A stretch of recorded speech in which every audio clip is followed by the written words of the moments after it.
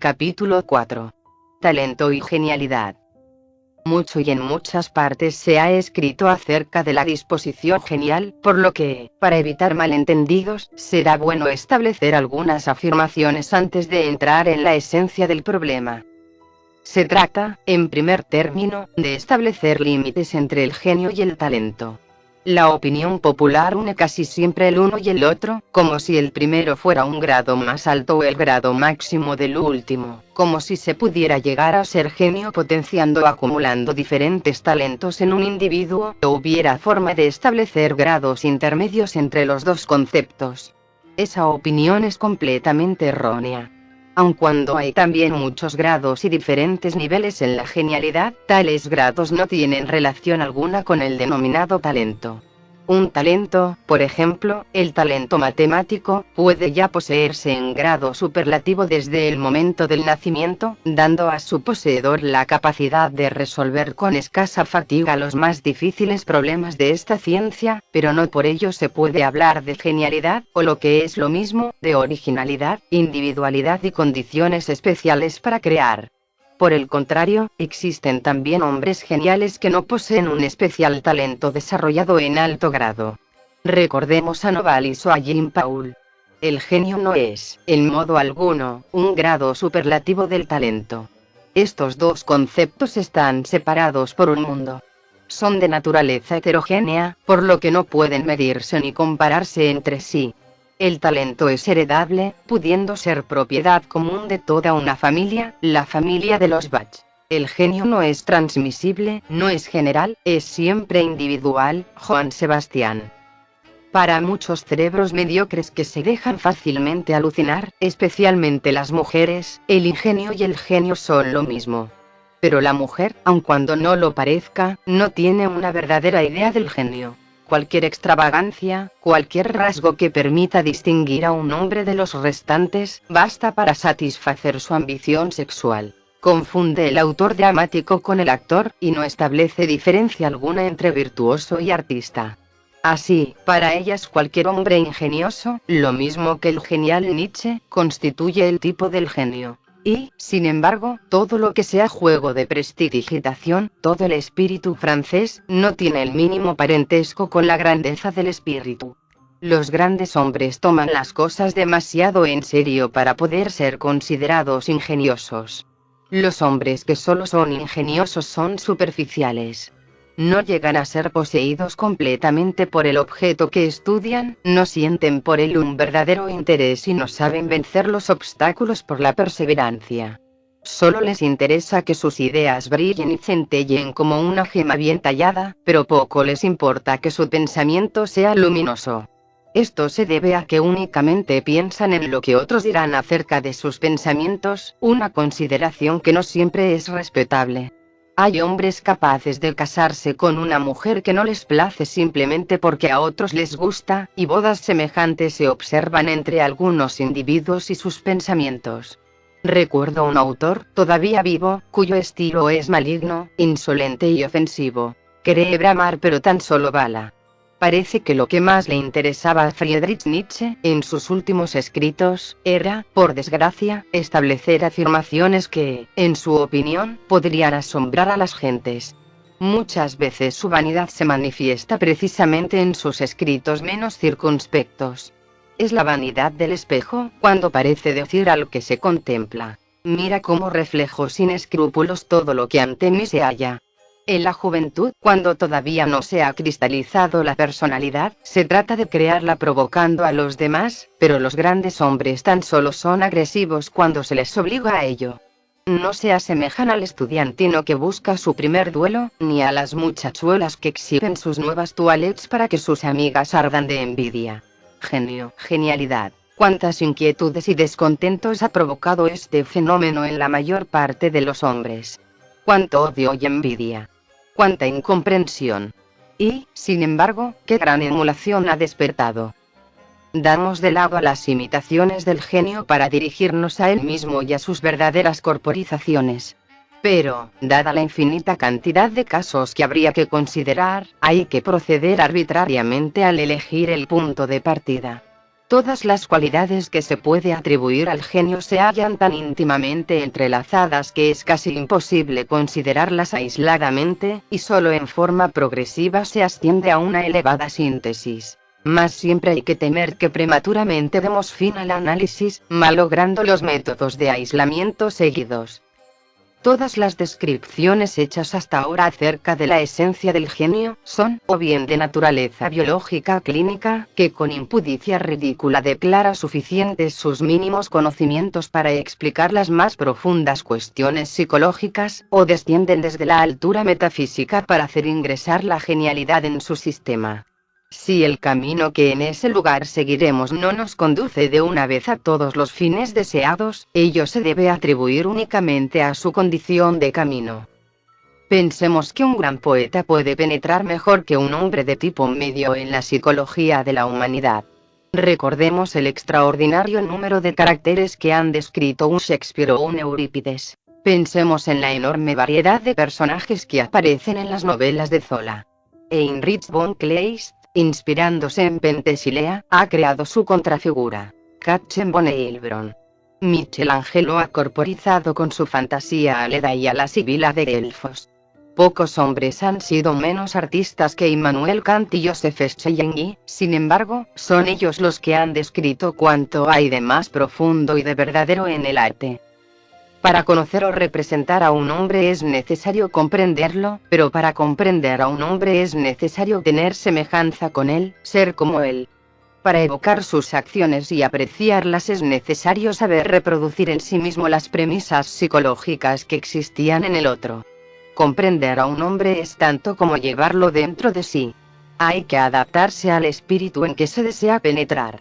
Por esto a un pillastre siempre lo comprenderá bien otro pillastre, mientras que un hombre inofensivo no sabrá comprender más que una bonomía como la suya. Un poseur considera casi siempre como pose las actitudes de los demás, y sabe descubrir a un segundo poseur mucho antes que pueda hacerlo un hombre sencillo. Comprender a un hombre significa ser igual a él. Siguiendo este razonamiento debía llegarse a la conclusión de que el mejor intérprete de cada uno sería uno mismo, lo que seguramente no es cierto. Ningún hombre puede comprenderse a sí mismo. Para ello tendría que contemplarse desde fuera, pues el sujeto del conocimiento debería transformarse en objeto. Del mismo modo que para conocer el universo sería necesario ocupar un puesto fuera de él, cosa que es imposible, dado el concepto que del mismo tenemos. Quien pudiera comprenderse a sí mismo podría comprender el mundo. Esta proposición no es un simple juego de palabras, sino que encierra una profunda verdad cuya importancia podrá deducirse en el curso de la investigación. Por el momento, baste decir que nadie es capaz de comprender su propio ser en su esencia más profunda.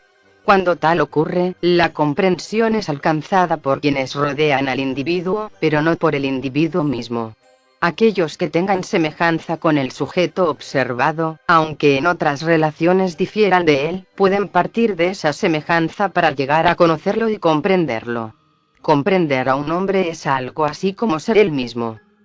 En los ejemplos citados, el genio aparece como el hombre capaz de comprender a muchos más seres que el individuo mediocre.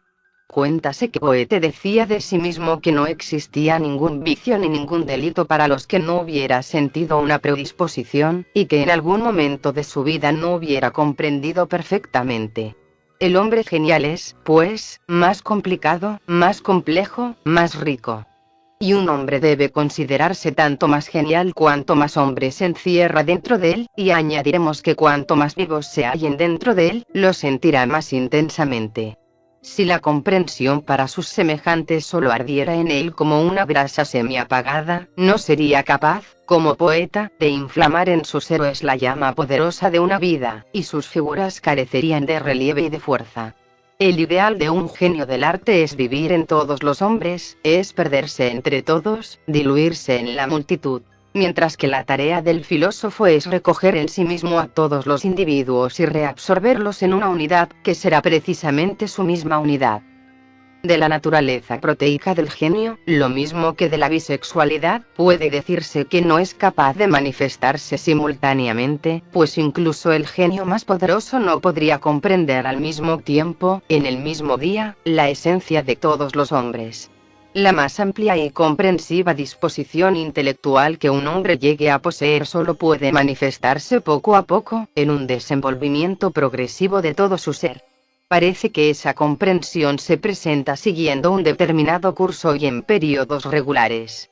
Esos periodos no se repiten, sin embargo, de igual modo en el curso de la vida, lo que solo sería la común repetición del pasado, sino que, por así decir, van apareciendo en esferas cada vez más elevadas. En la vida de un individuo no existen dos momentos que sean completamente iguales, y entre los periodos futuros y pasados no hay más semejanza que la que se observa en una espiral entre los puntos más elevados y sus homólogos inferiores. A ello se debe que los hombres sobresalientes tracen muchas veces el plan de un trabajo durante su juventud, trabajo que, transcurrida larga pausa, es profundamente elaborado y modificado en la edad madura, y solo en la vejez llega a completarse después de repetidas postergaciones. Trátase de los diferentes periodos en los que se van presentando cambios, y que el individuo dedica a otras actividades. Tales periodos se encuentran en todos los hombres, aunque en grados diversos, con diferente amplitud. Dado que el genio encierra en sí el mayor número de seres con máxima vitalidad, la amplitud de los periodos será tanto más marcada cuanto más importante sea un hombre desde el punto de vista espiritual. Los hombres más famosos han oído generalmente en su juventud los reproches de los maestros por caer de un extremo a otro, como si encontraran en ello una especial satisfacción. En los hombres de este tipo, tales transiciones suelen presentarse con un marcado carácter de crisis. Goethe ha hablado alguna vez de la repetida pubertad de los artistas, y esta frase está en relación estrecha con nuestras afirmaciones. La marcada periodicidad del genio tiene por consecuencia que los años estériles sean seguidos por otros fructíferos, y las épocas ampliamente creadoras son seguidas de otras totalmente improductivas. Durante estas el hombre genial se considera en poco, juzgándose psicológicamente no lógicamente menos digno de estima que los restantes hombres. Se siente atormentado, sin embargo, por los recuerdos de los períodos de creación, de cuya remembranza los demás están libres. Como sus éxtasis son más poderosos que los del resto de los hombres, también sus depresiones son más temibles. Todos los hombres superiores pasan por esas épocas más o menos duraderas, en las cuales son presas de la desesperación, pensando incluso en el suicidio. Durante estos momentos sienten bullir en su mente multitud de ideas que más tarde podrán producir sus frutos, pero nunca adquieren la intensidad que en los períodos productivos. Con otras palabras, la marea no llega a su plenitud. Es entonces cuando ante sus tentativas de continuar creando, suele decirse refiriéndose a alguno de ellos, está completamente agotado. No hace más que repetirse, etc. También en sus restantes cualidades los hombres geniales están sometidos a un cambio y a una marcada periodicidad. El genio es unas veces reflexivo y científico, otras predispuesto a las manifestaciones artísticas. Goethe, en fin, su interés puede concentrarse en determinado momento sobre la cultura y la historia de la humanidad y en ocasiones dirigirse hacia la naturaleza. Compárese Consideraciones intempestivas de Nietzsche con su Zaratustra. Unas veces es místico, más tarde ingenuo. Ejemplos de este tipo los tenemos en Björnson y en Maurice Maeterlinck. Tan grande es en los hombres geniales la amplitud de los periodos durante los cuales se suceden las diferentes facetas de su ser, los numerosos seres que en él viven intensamente, que tales periodos se hacen también claramente visibles en su fisonomía. Así puede explicarse el sorprendente fenómeno de que en los individuos famosos la expresión del rostro cambia mucho más que en la generalidad de los hombres, hasta el punto de que en las diversas épocas pueden presentar fisonomías increíblemente diferentes. Compárense las imágenes de Goethe, de Kant, de Beethoven, de Schopenhauer, correspondientes a diferentes épocas de su vida. Precisamente puede formarse un criterio del talento de un hombre teniendo en cuenta el número de fisonomías diferentes que presenta. Aquellos individuos en los que se aprecia siempre el mismo rostro completamente inalterado tienen poco valor intelectual. Por el contrario, el fisonomista no deberá maravillarse de que los individuos de inteligencia superior, que en sus relaciones y conversación siempre muestran nuevas facetas de su ser y de los cuales es muy difícil formar un rápido juicio, muestren también esa cualidad en la expresión de su rostro. Este concepto previo del genio que aquí hemos desarrollado, quizás sea considerado con desconfianza, porque de él se deduciría el postulado de que un Shakespeare encerraría en su espíritu la vulgaridad de un Falstaff, la vileza de un Iago, la grosería de un Caliban. En consecuencia, al imputar a los grandes hombres una íntima identificación con cuanto hay de despreciable e insignificante, se les rebajaría moralmente. Según esta concepción, debe admitirse que los hombres geniales son atacados por las pasiones más diversas y más violentas, y que incluso no están libres de los impulsos más repugnantes. La crítica es, sin embargo, infundada, como se comprenderá en cuanto se profundice en el problema. Entre tanto, bastará indicar que solo la crítica superficial puede llegar a tales consecuencias basándose en las premisas expuestas, que parecerían más bien demostrar lo contrario. Zola conocía perfectamente el impulso al asesinato sádico, pero, a pesar de ello, jamás hubiera cometido ese delito por la razón de que su espíritu encerraba otras muchas cosas aparte de ese impulso. El verdadero asesino por sadismo es la víctima de su impulso. En el novelista, a dicho impulso se contraponía la riqueza de su espíritu multiforme. Zola conocía al asesino sádico mejor de lo que él mismo pudiera conocerse, pero precisamente por eso sabía descubrir el momento en que se alzaba la tentación, y podía, por consiguiente, situarse frente a ella y vencerla. De este modo, el impulso criminal de los grandes hombres se espiritualiza, dando lugar a un motivo artístico, como en Zola, a la concepción filosófica del mal radical, como en Kant, y el acto delictivo no se comete.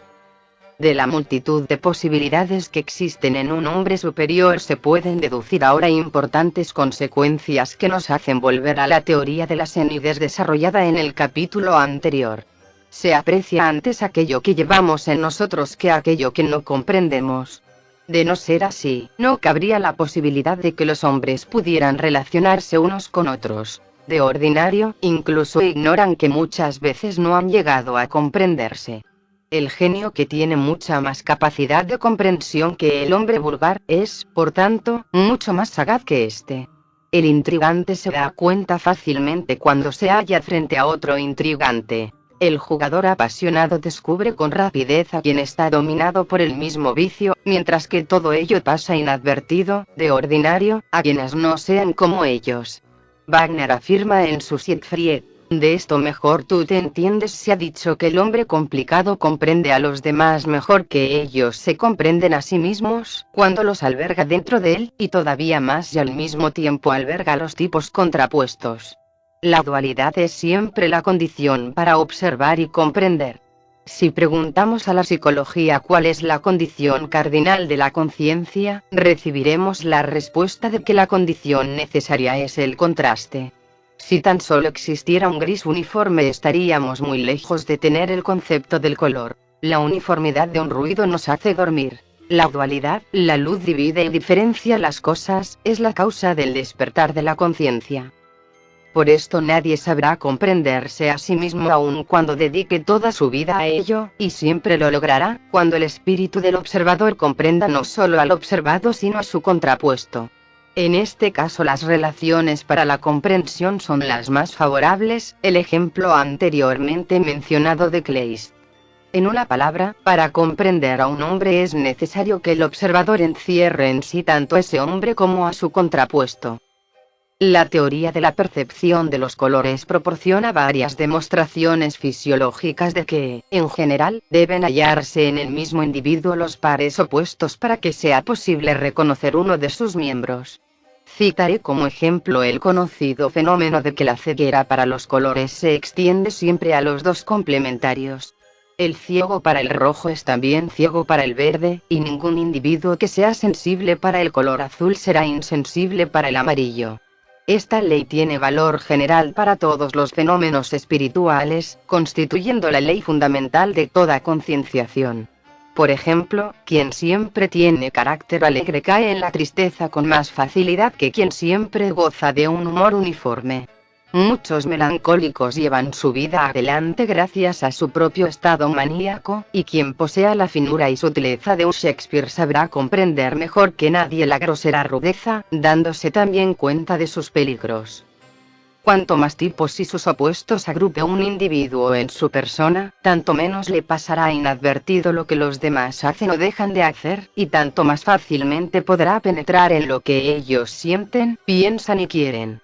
No hay hombre genial que no sea al mismo tiempo un gran conocedor de hombres. Un hombre de gran inteligencia ve muchas veces en un momento hasta el fondo del alma de los que sean más sencillos que él, pudiendo caracterizarlos totalmente con rapidez.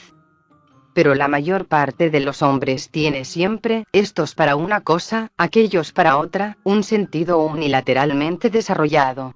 Unos conocen todas las aves y distinguen sus cantos fácilmente. Otros expresan desde su infancia predilección para las plantas. Algunos se sienten particularmente conmovidos por los elementos telúricos, mientras los astros solo significan para ellos un saludo amistoso, y no saben diferenciarlos. Goethe.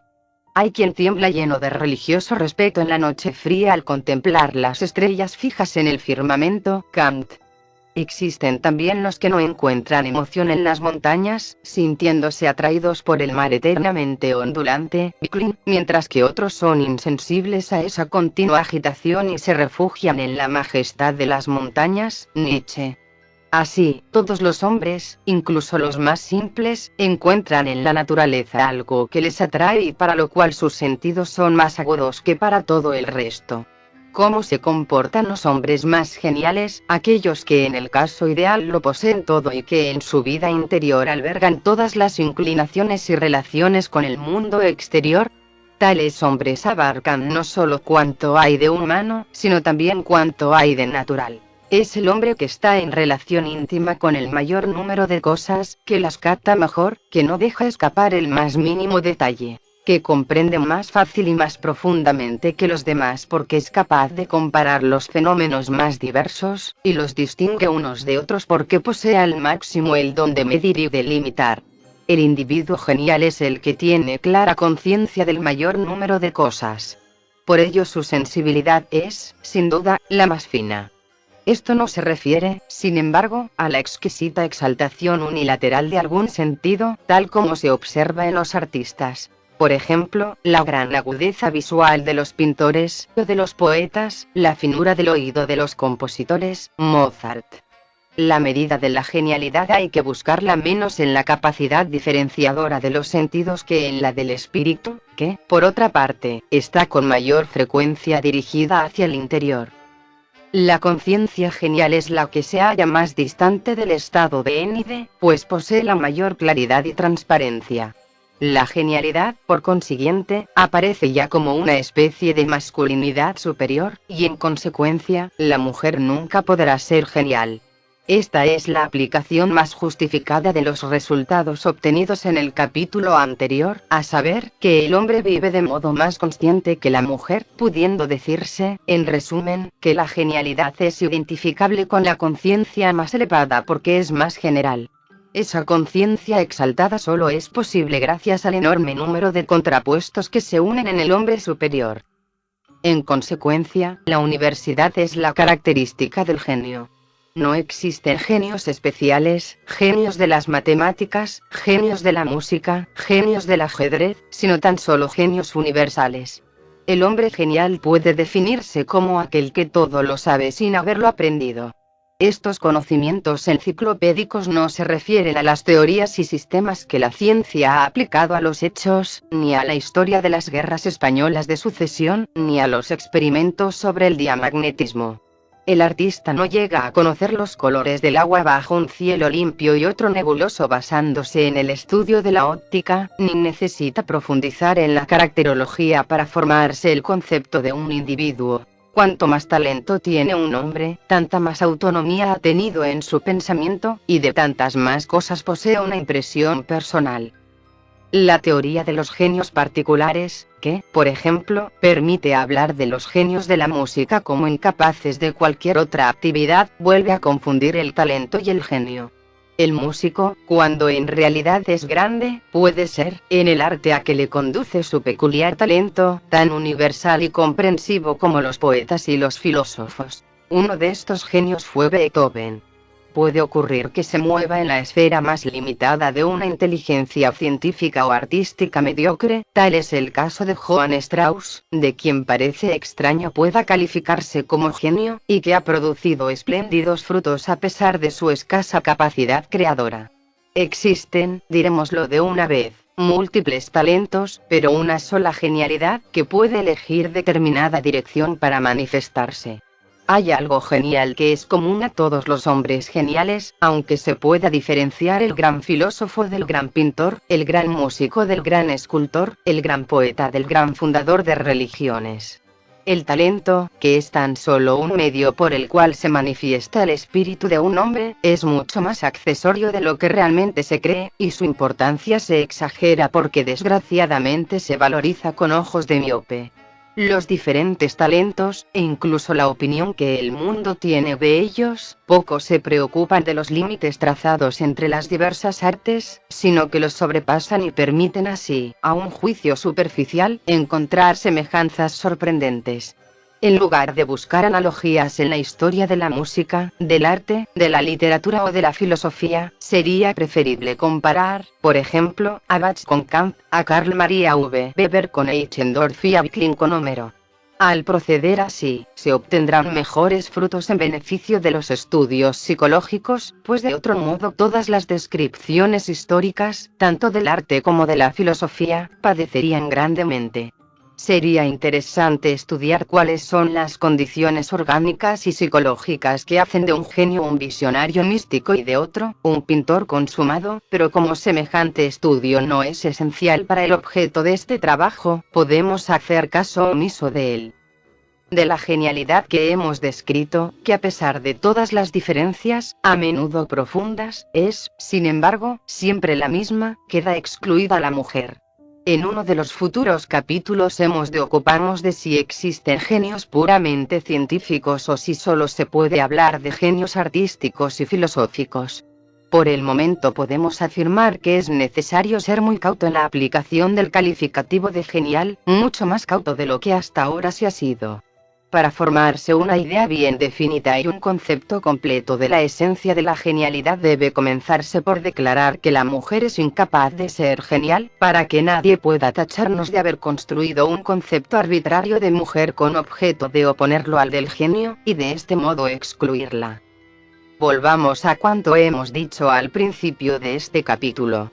Mientras la mujer es incapaz de comprender al genio, a menos de que esté ligado a un determinado individuo todavía viviente, el hombre, en cambio, debe penetrar en él, y lo expresa con el culto al héroe, descrito por Carlyle de modo tan fascinante en su libro Hero Worship, que todavía no ha sido bien comprendido.